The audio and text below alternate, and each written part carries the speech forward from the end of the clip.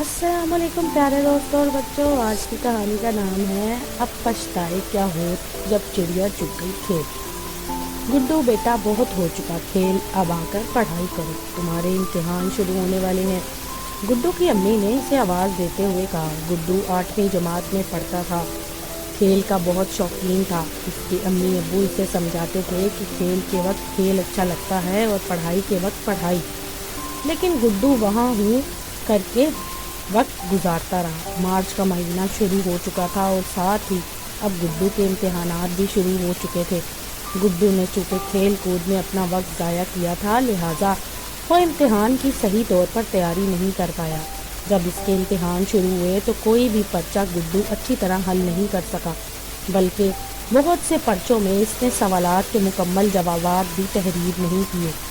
जब गुड्डू इम्तिहान देकर आता तो इसकी अम्मी अब्बू इससे पूछते, बताओ गुड्डू, तुम्हारा आज का पर्चा कैसा हुआ? बस ठीक हुआ है, ये कहते हुए वो अपने कमरे में चला जाता। लगता है गुड्डू के पर्चे अच्छे नहीं हो रहे।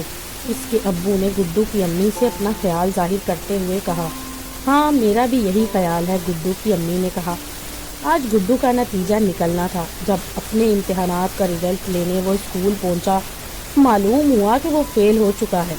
गुड्डू मुंह बनाता हुआ रिपोर्ट कार्ड लाकर घर ले आया और अपने कमरे में बैठकर रोने लगा। क्या हुआ गुड्डू, लाओ रिपोर्ट कार्ड दिखाओ, इसकी अम्मी ने इसके हाथ से रिपोर्ट कार्ड लेते हुए कहा।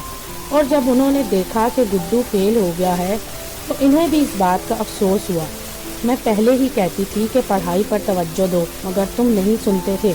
अब बैठे क्यों आंसू बहा रहे हो? इतने में इसके अब्बू भी कमरे में आ गए और गुड्डू को आंसू बहाता देखकर कहने लगे, गुड्डू मियाँ, अगर पढ़ाई करते तो ये दिन ना देखते। अब क्या पछताए हो जब चिड़िया चुग गई खेत। तो दोस्तों, अगर आपको ये कहानी पसंद आई तो मेरे चैनल को लाइक और सब्सक्राइब ज़रूर कीजिएगा।